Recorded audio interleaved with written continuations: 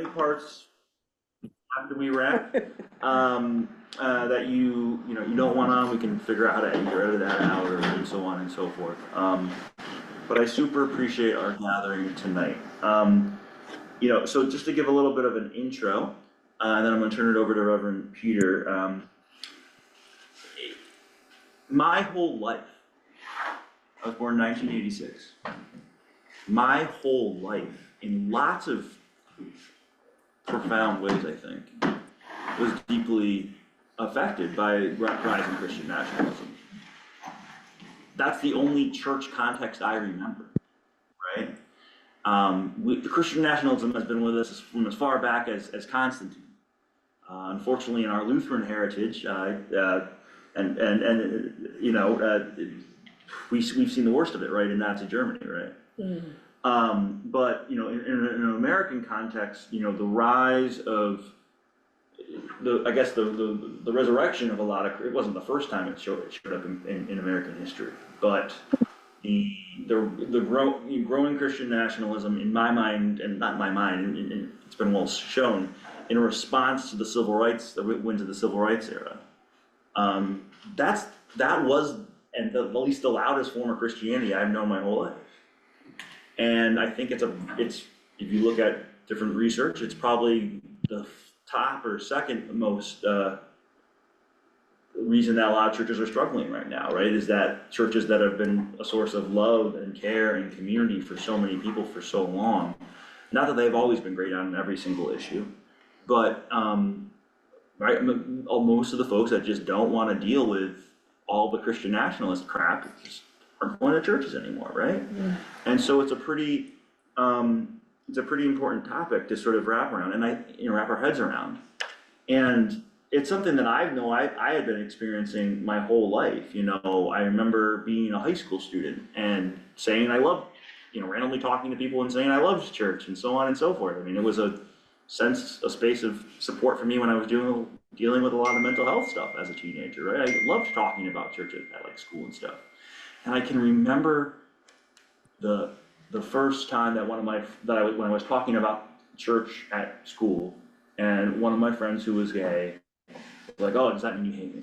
That was the very first thing that he thought of when I said I was a Christian, right? And how much more virulent has it even in some ways gotten even since. I don't really usually watch TV very often, but I've been seeing. Ray and I went on a hike a few days ago. We stopped at a brewery on the way back this past weekend, and I was, they had whatever, I think ESPN on, and probably mostly targeting men, and some of the rabid, just the victimization of trans folks, and related to the New York Equal Rights Amendment and so on and so forth was just horrific, and clearly just the new version of that old scare tactic that they really popularized way back in the 80s with Willie Horton. Remember the Willie Horton ad? Anyone know what that is? Do you know we were the Willie Horton ad? you all know what that is? We were talking about this in the car ride. Yeah. So in the '88 election, right? Essentially, they the Dukakis and Bush election. There's a famous Willie Horton ad. Willie Horton was not a good person, but he was randomly released from a jail thing, and it was just a show picture of scary black man and associate, right? Like you always have to have the boogeyman scare person, right? Is what this is, and nowadays it's immigrants and transgender people for the most part, I think. And so there's a lot of misinformation out there, I think, about the Equal Rights Amendment, but I don't think we cannot not talk about this issue within the wider context of Christian nationalism as well. And so that's why, we had a conversation about a month ago on our ELCA social statements and how they guide our social justice work. By the way, there is certainly broad support, I think, especially in the social statement on women's rights and the social statement on abortion, that would probably support exactly what the New York state, the New York ERA is all about. So we wanted to talk, I just felt this was a good follow-up conversation, and especially, so Reverend Peter Cook's been a good friend of mine for many years. I need to full screen this, I'm sorry. My brain is still going slow. And Reverend Peter Cook has been, is the executive director of the New York State Council of Churches. I served as the president of the New York State Council of Churches for, what, 5 or so years? 6 years? 6 years, as Peter's really rebuilt that organization. They've been our key first partner on starting to figure out what became the Rotterdam Community Center and our affordable housing and so on and so forth. And this is Peter's first of many stops, as I understand it, which will be going all the way, I just realized this, to Springfield, Ohio, the place where there was the whole BS about the immigrants eating pets and stuff. It's the first stop of a long tour where Peter is going to be talking about Christian nationalism and our calling as Christians to, like actual Christians in my mind, to respond to it. So with that, without further ado, Peter, take it away, man. Okay. And I don't know if you want to do intros or anything like that, or do you want to say? Did you all go around and introduce yourselves, or? No, we have not. Most people know each other, but not everyone. Yeah, we all so. know. Let me just quickly go around and just Sure. say who we are. I'm Dustin. Hi, Dustin, My name is Karen. And I'm Carly. Carly, Kelly. Kelly, I'm good. Jean. And Kimberly. And I see Merle over there. Hey, Merle. Peter? And anybody, I think you're the only one online, right? Or No, we got two one more. So Darlene is one of our community advocates out of the Rotterdam Community Center, Okay, a really great. wonderful person. And Lori is I'm assuming this is Lori Lumbra? Yes, correct. Yes. Yes. Lori, Peter, was our key connection with Trinity Reformed Church, Emerging the Messiah. Oh, great. Yeah, so a really tireless advocate in lots of great ways as well. So we've got a great crew here tonight. Excellent. So, we at the New York State Council Churches, over the summer, created something that's called the Religious Nationalisms Project, which is really designed to help create a public space where we can talk about the many forms of religious nationalism. And we're doing these conversations in many parts of the country. We were just down in Nashville and Atlanta last week, and we were in Chicago the week before that. We did a press conference at the United Nations. But it's really based on the idea that governments have a propensity to latch on to a particular religion, twist it, and then weaponize it against religious minorities or people of the same faith tradition who do not share the government's theological point of view. And this happens for, of course, Christian nationalism, but we also see this with Jewish nationalism or Zionism or Christian Zionism, Hindu nationalism, Muslim nationalism, Buddhist nationalism. But the overriding theme is how do governments adopt a theological position and use it to advance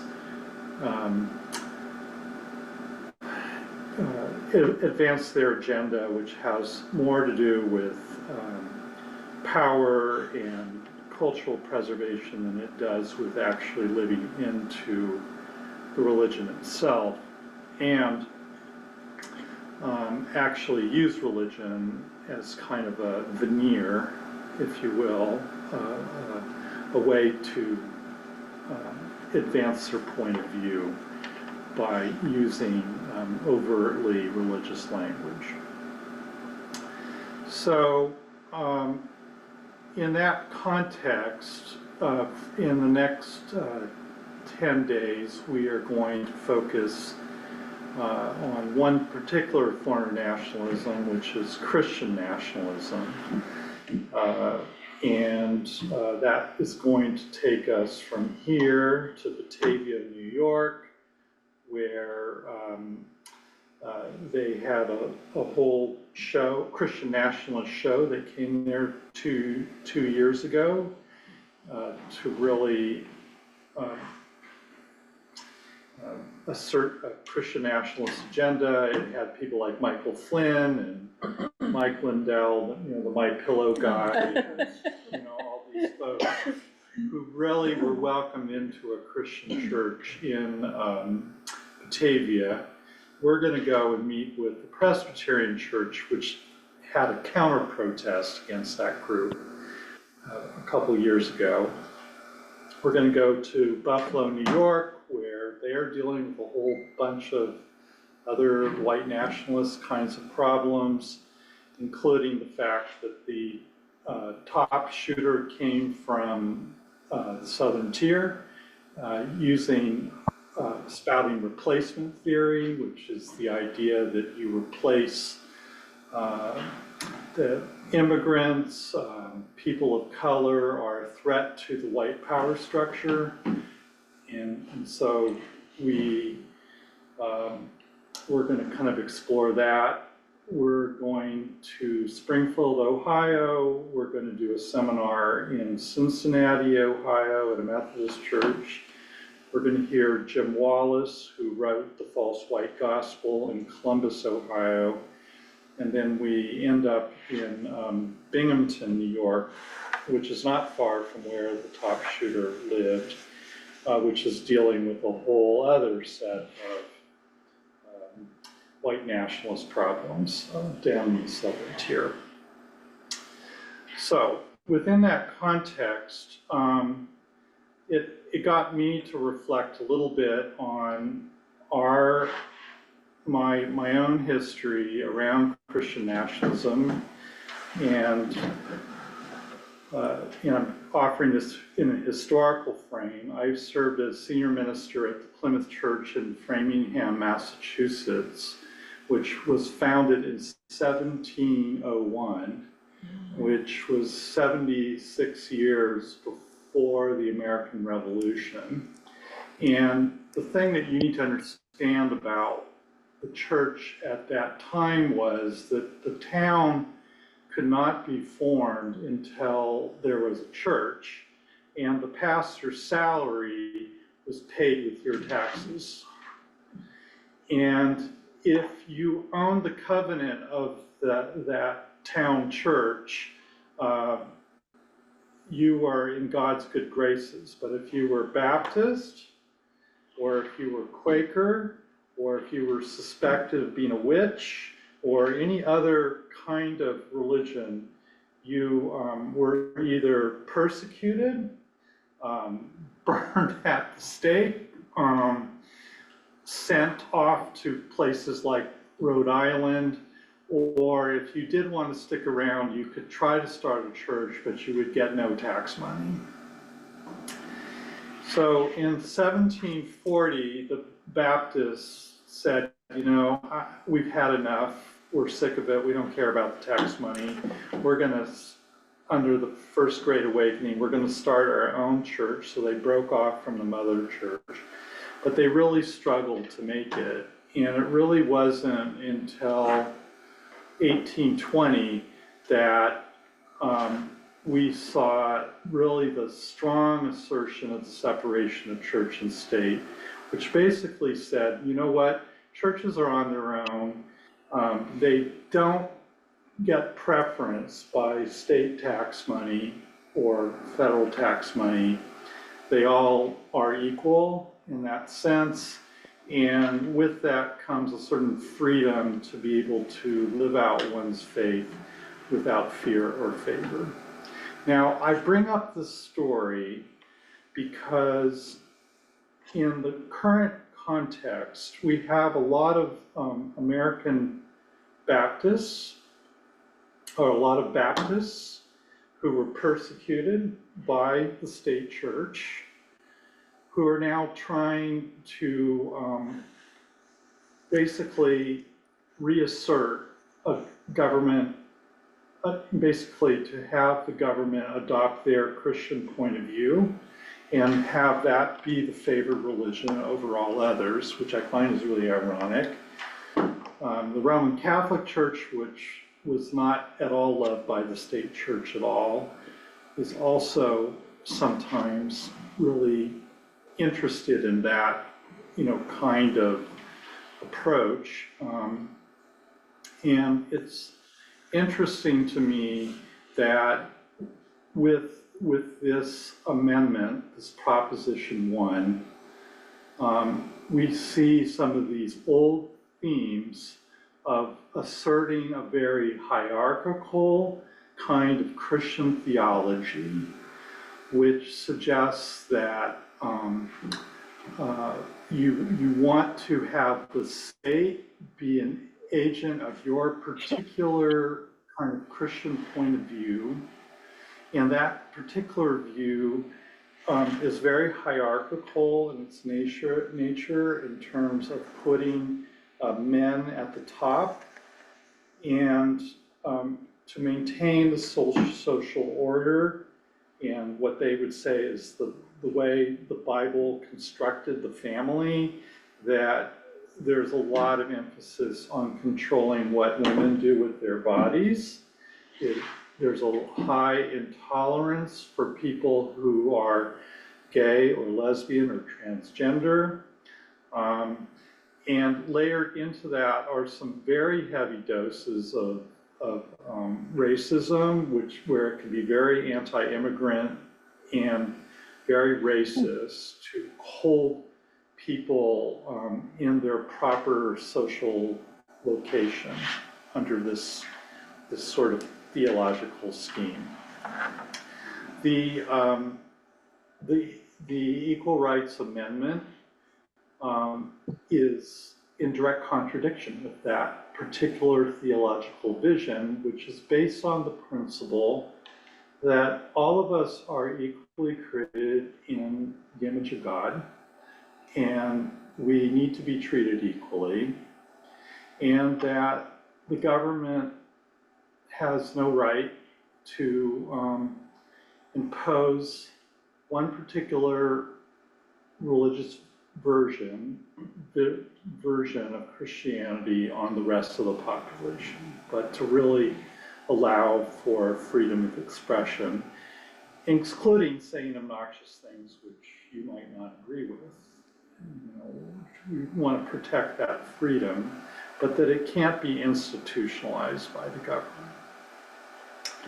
And so you'll see a lot of ads right now, maybe not about this amendment, but that really play on these anti-immigrant themes, lots of discussion about abortion, or what you can restrict or not. And a lot of the literature that's being put out by these folks really goes after transgender kids right now, because they're an easy target, and trying to put up scare stories that kids who are transgender can't play women's sports, for instance, or girls' sports, and that they're just really men in disguise, and so it's just a very high level of intolerance under the banner of we've got to protect our children.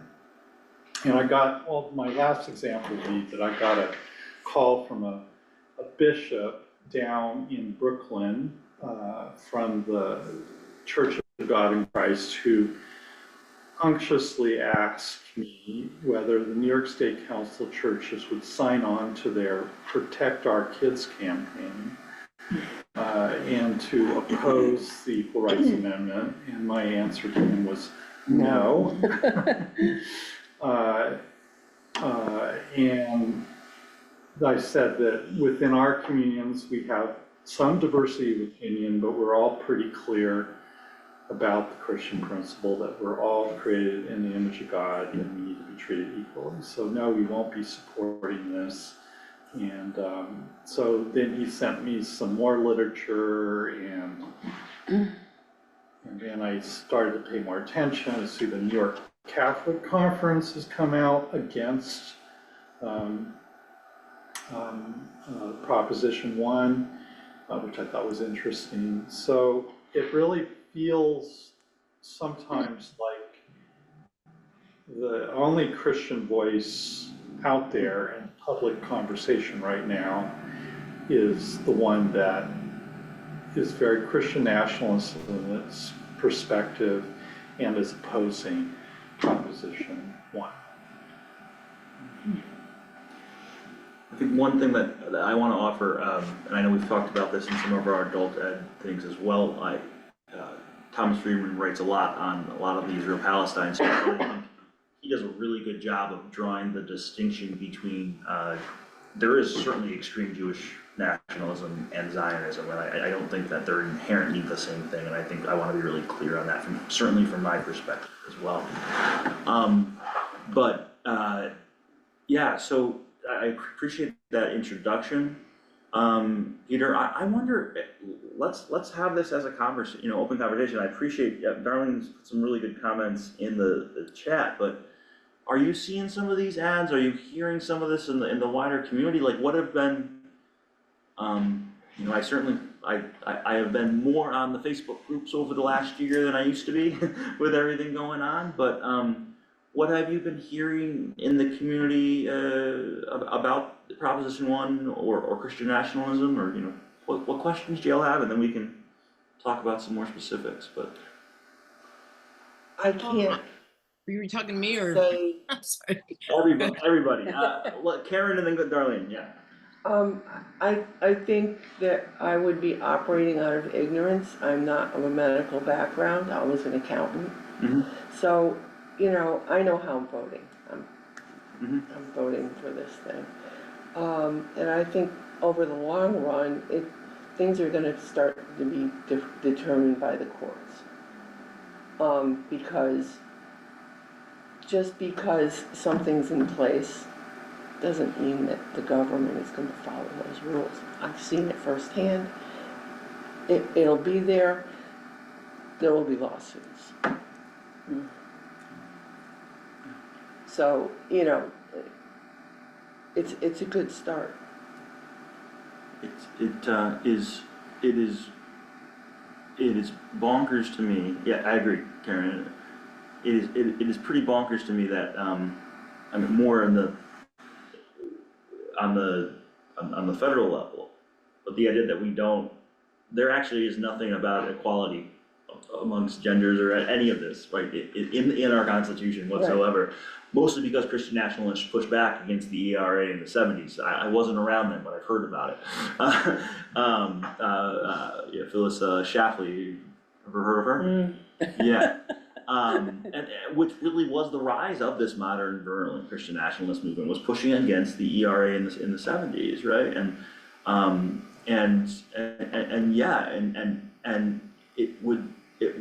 it just seems like it makes so much sense to me to at the most deepest, hardest to change aspect of our state constitution, of our federal constitution, that we should be saying that where everyone is created equally, right?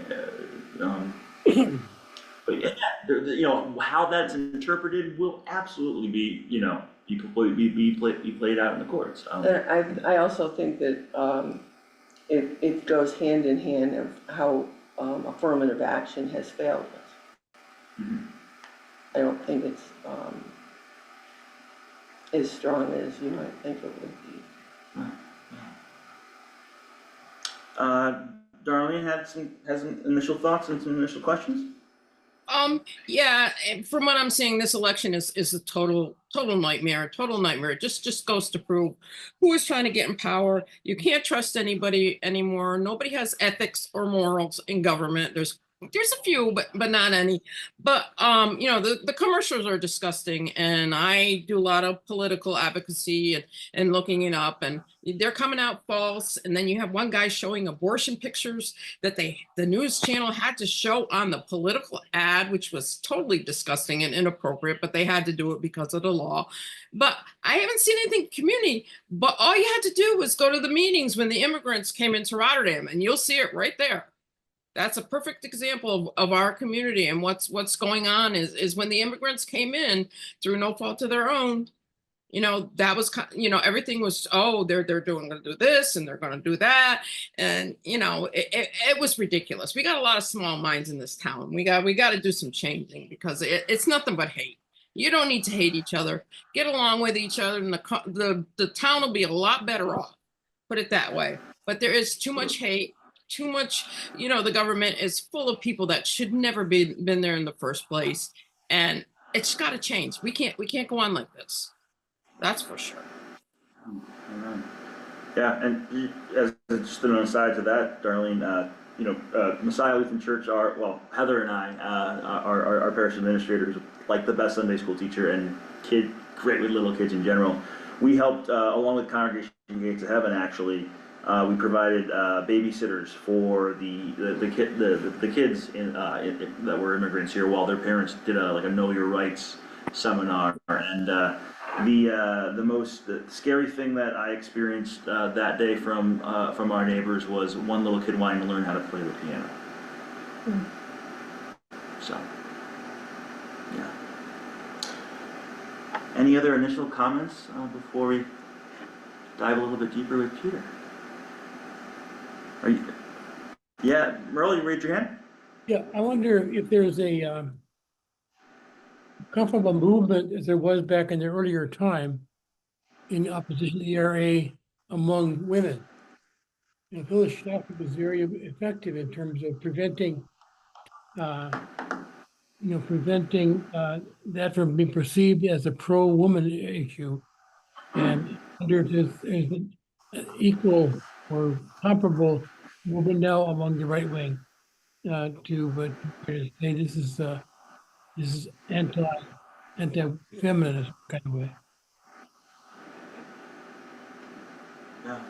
I mean, you want to take that, Peter, or you want me to answer that? I'll try. I think that Phil Schlafly was fairly invested in a vision of women who deferred to their husbands. She was submissive. And to submit to their husbands. Yeah. And she didn't see that as really particularly a problem. But if you're saying that everyone has to be treated equally on the basis of sex, it's just a broadside against that whole social construct that she put together. And so she somehow figured out how to make that sound like she was pro-woman or in some way, which she somehow managed to do quite successfully.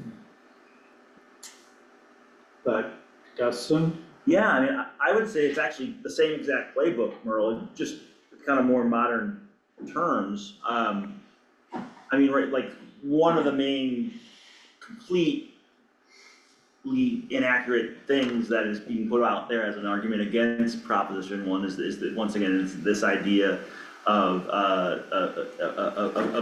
trans women. So, right, like pretend women in girls' sports and whatever, however you want to frame it, right? And so number one, right, that there is systems in place, like with the NCAA and with the International Olympic Committee, to sort of, there's different types of hormone testing and so on and so forth. It's also not proven that, especially at those younger ages, that there is a major physical disadvantage about sports anyway.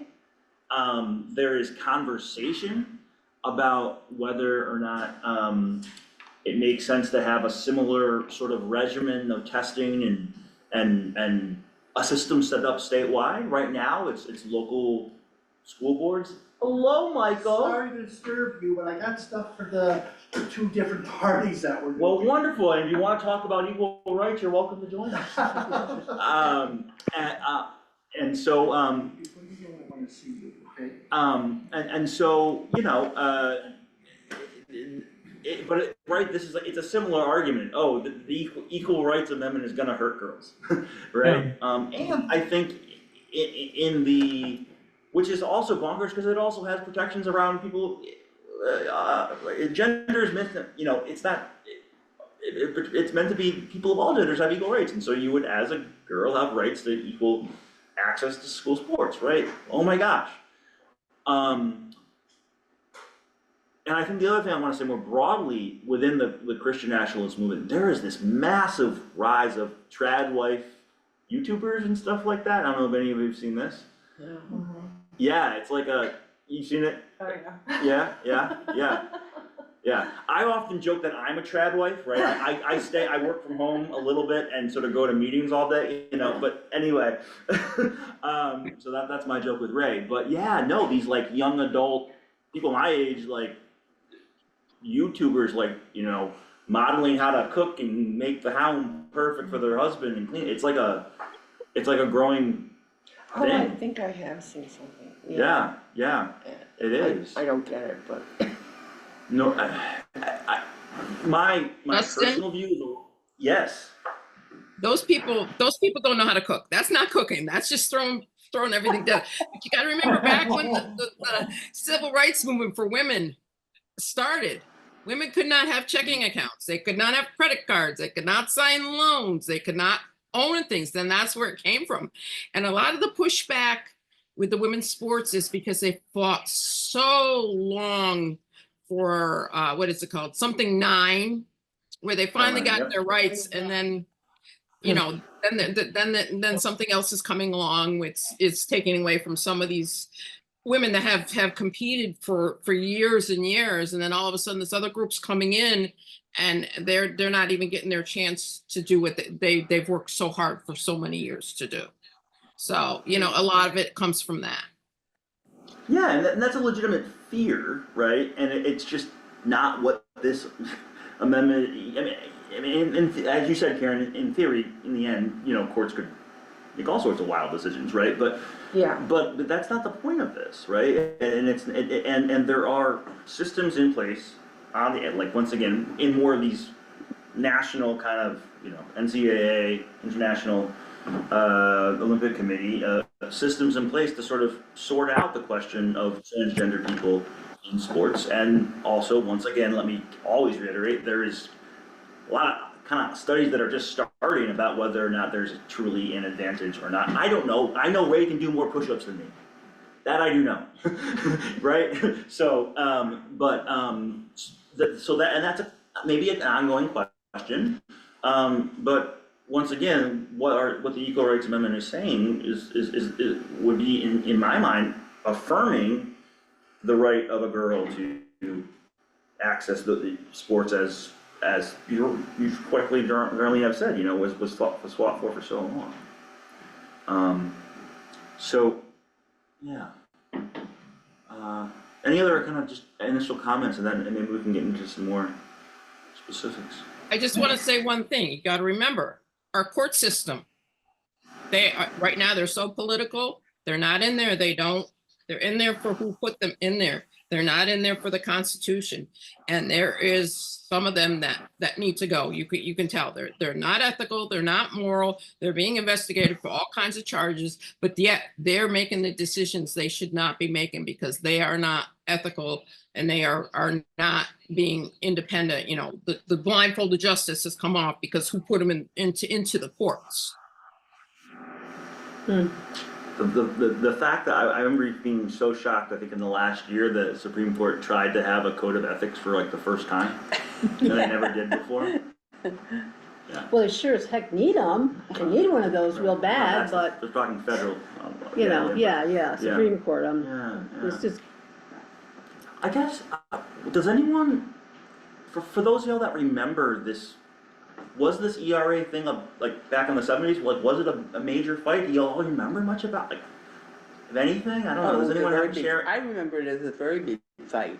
Share I was that born in story. 1945, so. Yeah, share that story. I think that's worth sharing, Carly.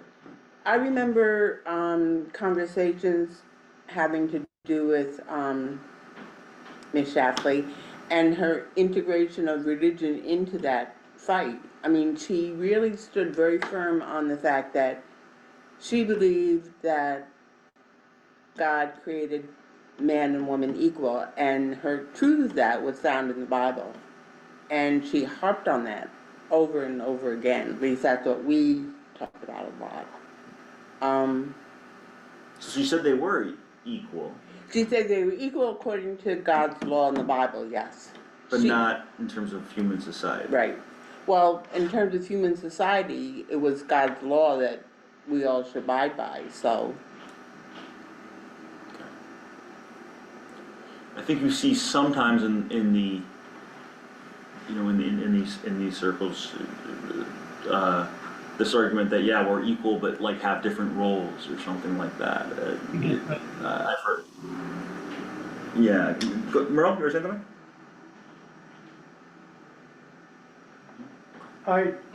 Then you I also had think- women that fought against it. Phyllis Schlafly was one that used the Bible to go against ERA.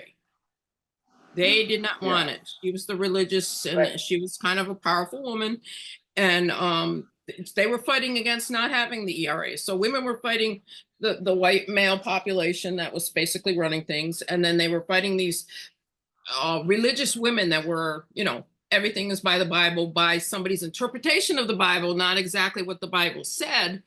And they had a big movement against the, you know, having the ERA become an amendment. So Yeah.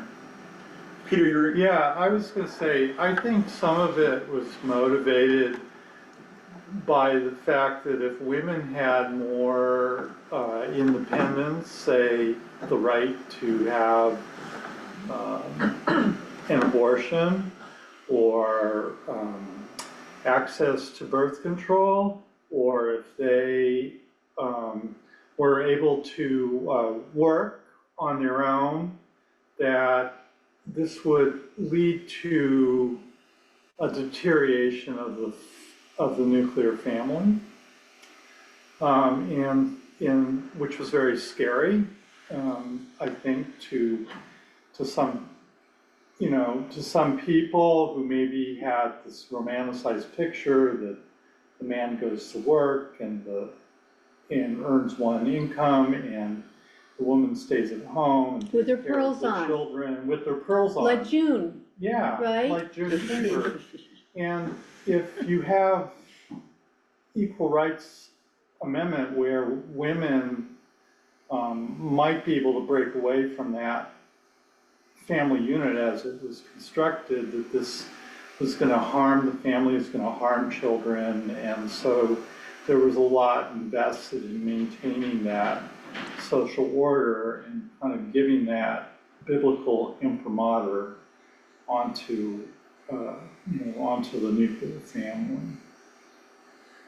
Which, by the way, that model of family in the Bible, like, isn't even particularly there, right? Like that idea of that nuclear family where only the husband works can only work in a context where, like, right, for most of human history, most of the families have been just trying to survive. Like, everyone's working. Yeah. Right? Like, It was a point of time really after World War II, for a Very pretty brief time. short historical period of time where that was actually economically possible. Well, Rosie the Riveter. You know, but then there's Rosie the Riveter, and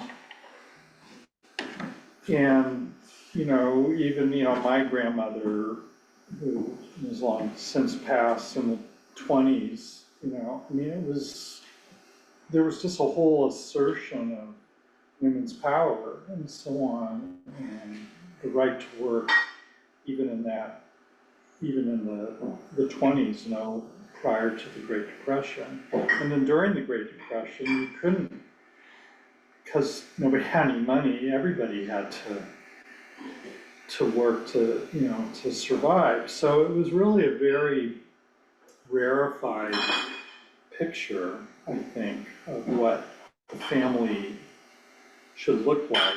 But they managed to somehow wrap the Bible in that whole picture of the nuclear family.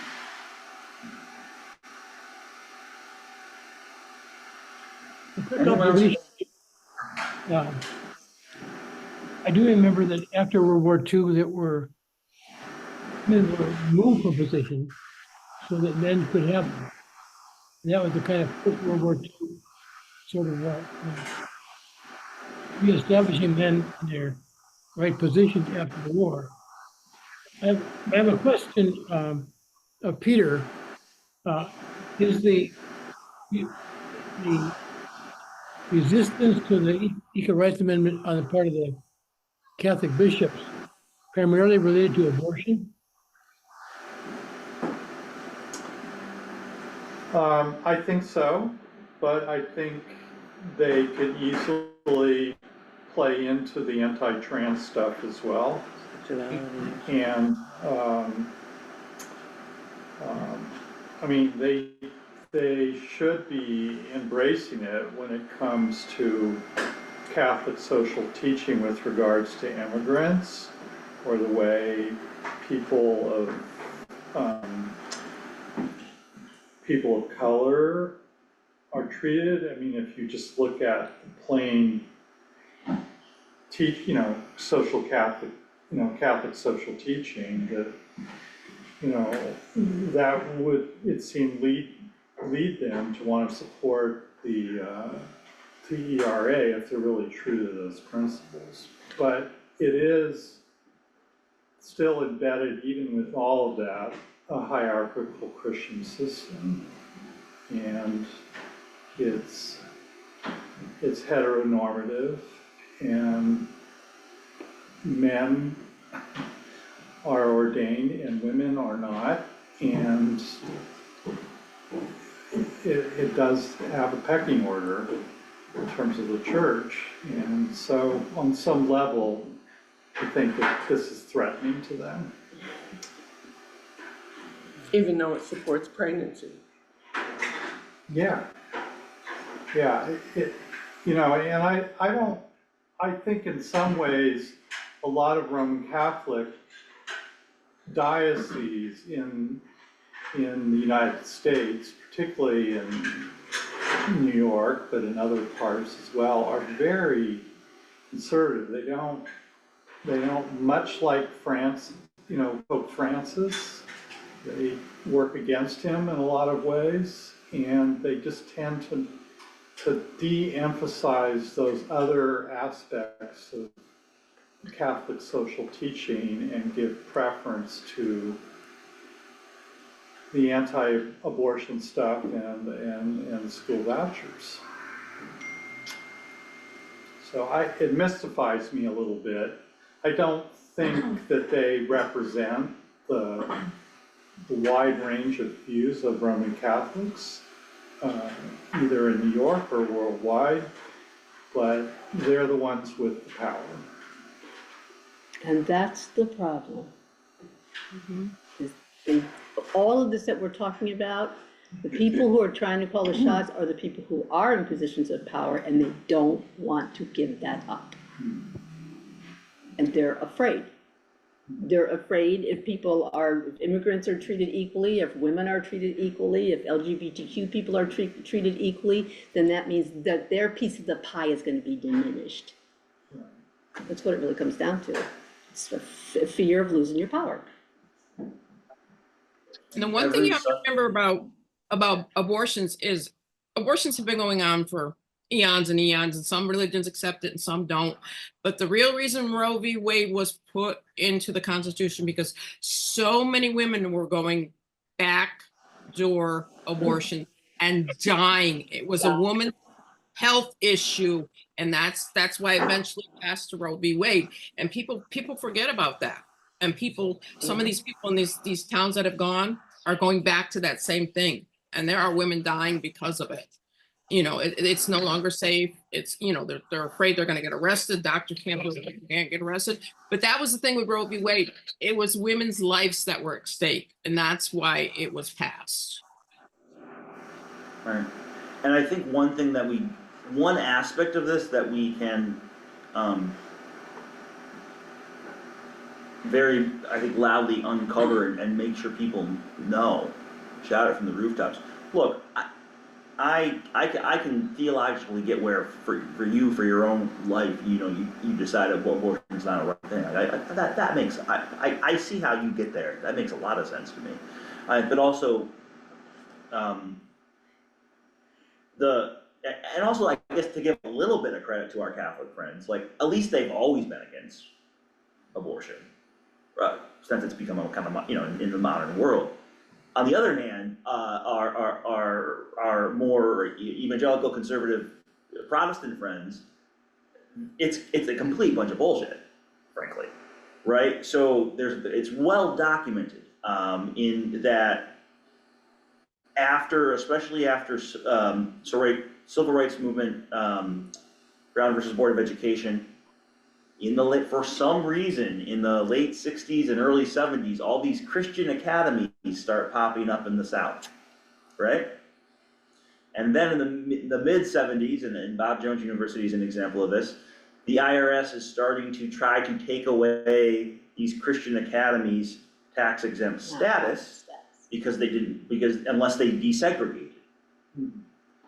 And there's well documented evidence, and I think this history is only really coming to light now, but from the late 70s, early 80s of, you know, kind of folks that really were starting as segregationists saying, oh, we can't just, it's not okay to say, let's be racist anymore, right? You have to come up with a different issue to gain power instead. And they tried a few different issues, and the one that stuck was abortion. Right? Now, so once again, and because in the late 60s, right, the Southern Baptist Convention passes one of their own kind of social statement sort of things that says we have no position on abortion either way. That's right. And they sort of thought that was a kind of a weird Probably doesn't Roman sound Catholic or thing. something. Yeah, right? And, Yeah. and their anti-Catholicism, they just sort of Right. took this. So that's fascinating. I don't think people realize this. Right. But what I guess I'm saying is that these Baptists, a lot of them have forgot their own religious underpinnings. They've lost in this whole thing their moral compass, you know, and it's a very transactional kind of politics where we want power to maintain a certain social order as we perceive it, but it's not particularly evangelical or it's not particularly Baptist in its historic sense. So you have preachers now, you know, who are just, they're more like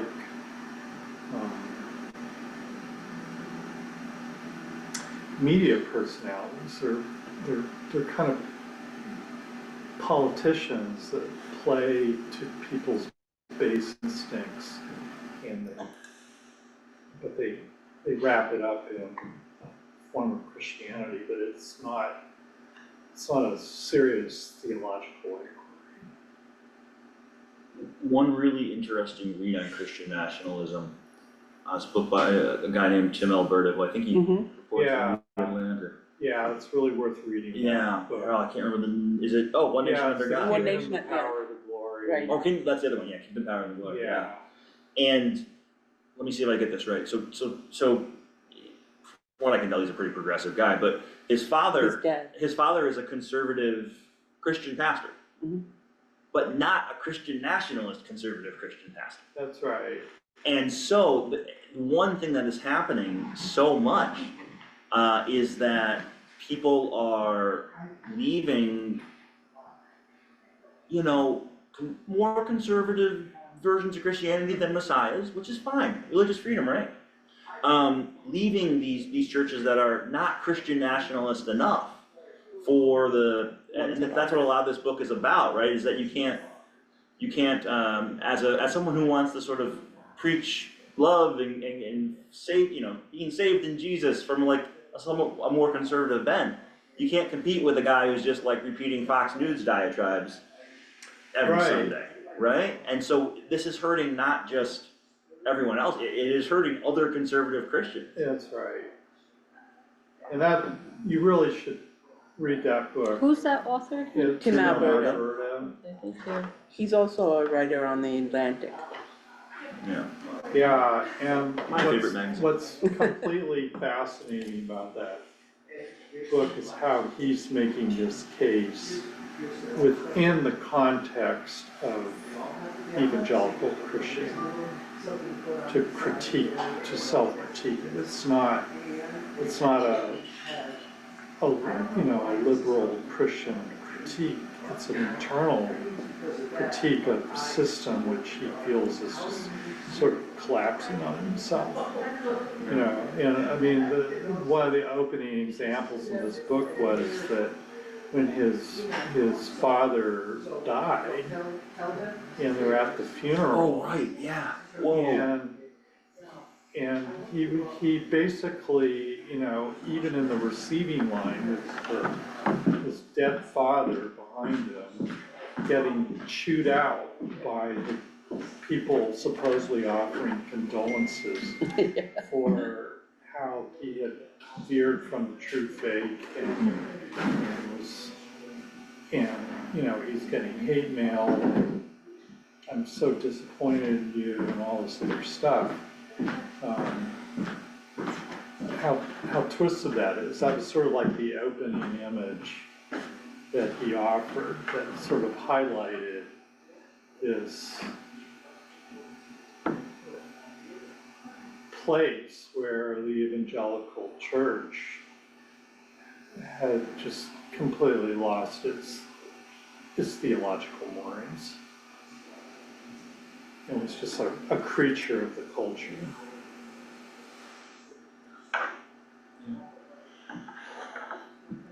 So we got maybe like 15 more minutes here, I wanna wrap by 8:30, I've been at it since 6 a.m. with Peter, so, I kinda wanted to add two little Lutheran specific snippets in here. And then maybe we can talk about that a little bit more and then wrap. Darlene, thanks for joining the Lutheran crew tonight too, by the way, I super appreciate it. So number one, I think one of the reasons that I am so passionate about trying to provide an alternative Christian perspective than Christian nationalism, or to provide a Christian perspective, I guess you could say, perhaps, is certainly because of our Lutheran heritage, right? Because of the fact that Lutherans were probably Christian nationalists par excellence, right? I mean,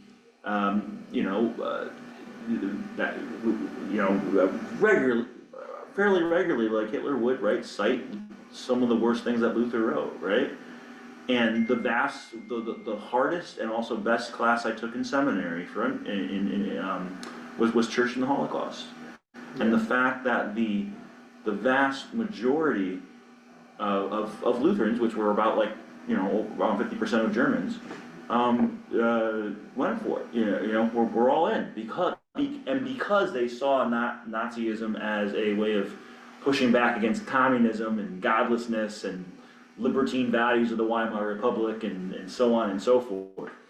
And so this is in our history deeply, and we know what it can lead to. The most virulent forms of anti-Semitism and all these horrible isms. And that's not, I never think it's particularly helpful to compare other people to Nazis. That's not what I'm doing, but I'm saying that we have this experience. You could get sucked into it. Right, and so that's number one, right?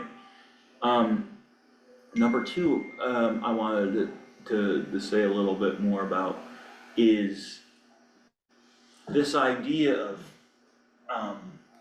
that hierarchy thing, and this idea of the church trying to gain more and more and more and more power, or at least a part of the church, could not be more antithetical to some of our core Christian convictions. Right.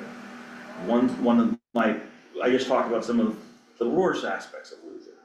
In my mind, the very best aspect of Lutheran theology is that idea of theology of the cross, rather than theology of glory, right? God does not show up in this world as a mighty king, smiting people with thunderbolts and so on and so forth, right? He shows up as a baby pooping in his diapers in a manger. He shows up on the cross, crucified as a political prisoner. And that the Christian movement, is founded by Jesus, inspired by the Jewish prophetic witness, to push back against empire in a non-violent way, right? To provide a contrasting society to that hierarchy empire thing with Caesar on top, right? Caesar called himself the Son of God. So, right, when Jesus says Why that, does that sound familiar? Don't we have somebody who's been calling themselves that around here? well, that's another thing, yeah, right, yeah, the other quote unquote messiahs, yeah. Another guy calling himself. So, but right, that idea of theology of the cross, that we truly experience God's, paradoxically experience God's power in not having all the power. In not having, in weakness, right? When we show up and we carry all our human crap to a common table and share and celebrate and mourn with each other and support one another, like that's the power of Christianity, of the Christian witness, not this lord everything over people thing. So, thank you for that. So while the Lutherans are flagellating themselves over this question, I don't want my congregational heritage to be Yeah, you taken got off some the pilgrim hook and stuff here. in your background here. Again, creating this, the pure covenant, which was incredibly intolerant of Jewish people, heavy anti-Semitic overtones, and it could really get translated into creating the holy city of God. With Calvin's formulation, we receive God's grace, but then we build the city of God. But it had a very strict, view of what that moral city could look like. And they did some pretty horrible things in the name of that purity, that holiness, or are you in the covenant or not? One thing I wanted to share with you when we were talking about the weakness at the cross, that in our weakness I became humble so that I might rise again. We took a road trip from Atlanta to Nashville, and we spotted the Trump store off the highway. So we thought, well, let's go to the Trump store and kind of just take a look around. So we did, and what was really interesting was they had a lot of T-shirts there, which portrayed Trump as suffering servant, as the victim, as the felon, like chilling as a felon, and that it had these Christological kind of overtones that he is a victim, he's our victim, he identifies with our suffering through, all of his indiscretions, and yet he rises. And it's just really it just really struck me how he can use this kind of suffering servant language, the victim, in a way to garner political support.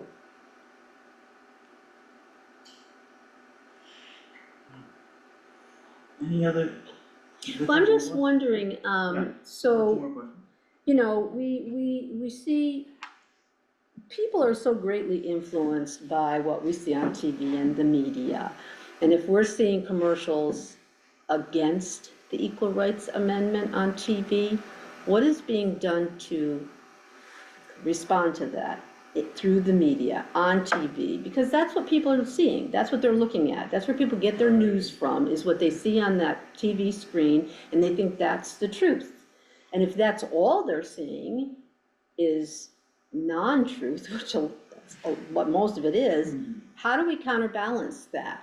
You know, how do Christians counterbalance Christian nationalism in a public agenda or in a public arena? You know, because I would guess, and I could be wrong, that many people, even people in our own church, aren't aware of this. They're not. And how do we help them become aware of it? Like a lot of people at one time, because it doesn't seem like there's a lot of time to pussyfoot around with this. You I know? think our voices have always been so much softer. You know, I think the Christian nationalists have been out there pounding away in very loud voice, and they're all over the news. I mean, going way, way back. I mean, they had some huge arenas. They filled Madison Square Garden, didn't they, at one point? I mean, They did, oh yeah. it's amazing, and yet very little is said. We're very quiet, we're very Christian-like, and our voices are very soft, and we don't come out fighting. That's always been my perspective. We don't come out fighting. We listen, and we internalize what's being said, and then we come to small groups like this. And it does, you know, we're not filling Madison Square Garden. Well, You know, that's- we're not it's- even filling the MVP or whatever it is down there. It just seems like there's this huge need for mobilization. Yeah, Right. well, you need And- information first. Right, well, how do you get that information Yeah. out to people? One thing that I've been just trying to do, and it's a fairly small thing, but it's something we can all do, right? I'd say the League of Women Voters has a lot of the best information on on Proposition 1. Right, so sharing that, promoting that with others, I think is a huge thing we can do, and saying that I support Proposition 1 as a Christian because of my Christian conviction that everyone is created equally in the image of God is, I think, a really important thing. So that's one thing. I think the other thing though I wanna say, so League of Women Voters has done a lot of the best work on this, for sure. I do know frankly that talking with some of our other local elected leaders, that, you know, quite frankly, Democratic Party, when they're going around doing door-to-door stuff, this election cycle, they are also talking about the Equal Rights Amendment. I'm not saying you should just support one party or the other, that's not my job as a pastor, but it's worth knowing that. But yeah, without a doubt, I think, now look, you know, New York tends to be a pretty progressive state and so on and so forth. I certainly hope that the ERA will pass. Without a doubt, you know, there was a lot of plans, I think, to really push for it quite hard, and those have not fully materialized, at least from what I've seen. And so it was, you know, when I was kind of beginning to see a lot of the anti-ERA stuff, that's why I called Peter. I was like, well, let's at least have some sort of. That's why I've been mentioning it in my sermon every Sunday for the last few weeks. Dustin? And we are, yes. The thing of it is, I'm not seeing that. I may be heard Proposition 1, but not as Equal Rights Amendment. They're so busy throwing dirt and lies at each other. They're not mentioning that much. There's not that much. So we may have to do like social media.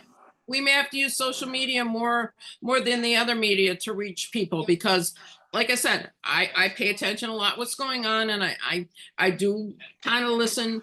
I listen mostly to independent media, because I don't like either side. I want to hear both sides. I want to hear the truth, but I haven't heard it. I haven't heard if maybe Proposition 1, but it didn't say Equal Rights Amendment. But I think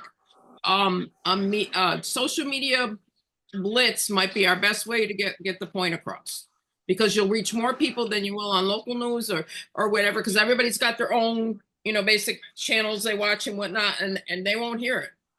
The more people will hear it if it's on the most popular, social media. That's what it is today. That's how you reach people. That's how RFK got his campaign started. That's how Bernie Sanders got his campaign started. Are there plans through like the Council of Churches? Is there any type of an agenda for addressing some of this in a public way? I mean, people are going to go to vote, Yeah. and they're not even going to know what that it was on Proposition there, 1 right. is, or what it. They're going to vote yes or no, and they don't even know what it is. I mean, and it's a lot of times, it's pure lack of knowledge or ignorance, and I don't mean that in a derogatory way. You just don't know because you don't know, because they're not hearing it as loudly as the other side is in their face. And it seems like social media, absolutely, that's a great way to do it, but there's a lot of people who don't Do social media. believe anything on social media to begin with, and we have lots of good reasons for that. Is there a plan, like high up here in the Council of Churches? Yeah. Is there a plan? Like, we're going to do this. Here's our action steps that we're going to do, and we're going to do media here, and we're going to do radio there, and we're going to do social. I mean, because people don't know. No, there's not.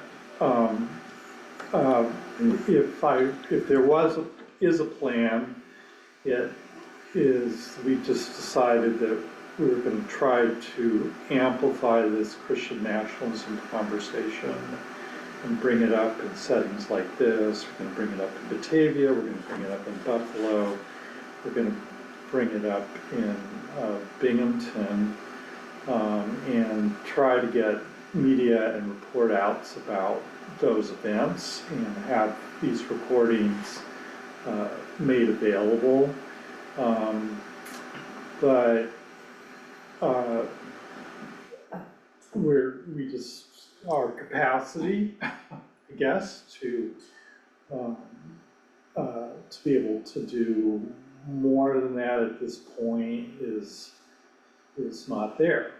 So one thing I do think we can do is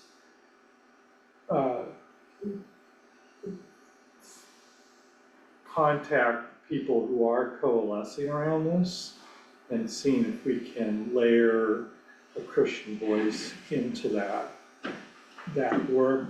And that's how we do a lot of things, building coalitions with people when we don't have the capacity in and of ourselves, and to also encourage people like you or churches to stick their nose out, to live into their baptisms and to initiate these conversations. But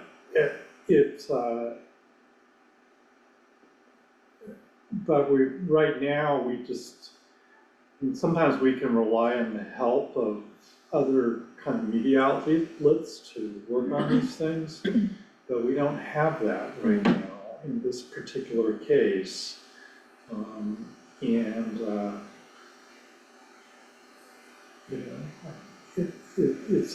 It's concerning. Well, I don't think being quiet is the answer, but I also am concerned about if we start raising our voice, how does that escalate Christian nationalism on the other side as well, and make it even more It's like hostile climate. It gives more attention to it when you do that, which and it is a theory, and one part of me wonders that the more the opponents speak up, the more that locks down the locks down the support. And so maybe they're just sort of digging their own hole, and people are just inclined to reflexively not go there. I think the average person, having been on that side of the fence for a very long time in my life, Oh, interesting. you know, we got sucked in. TV evangelists did the trick for many people who were searching and looking for a place to belong. Yeah, They put this golden everything out there on the TV, and people were Yeah. watching that, and that's how those large crowds where they're filling Madison Garden, you know, those are people, they're not like, I mean, the people at the top are certainly powerful, they have money, they have poor intentions behind a lot of what they're doing, but the average person sitting in the seat in the Madison Square Garden doesn't know this. They think they're following the right thing. They think Pat Robertson had the answers, you know, that's what they think. They think that we, the ones that are on the other side, are wrong, and they feel Right. sorry for us because they think we are blinded and we are on the highway to hell, yeah. Exactly. literally. And that's why there are so many numbers of this Christian nationalist movement, because it started very innocently and almost kind of quietly, but was pushed through the TV in the living room. Right, I think my answer to Kelly, your really legitimate concerns is, I think we ought to speak out on the Equal Rights Amendment, but coming at it from a place of love, rather than Raising our voice, yeah, or like, right, rather than fine. fighting the bad Christian Right. nationalists, which is another reason why we wanted to talk about this, frame this in this context here, but I think,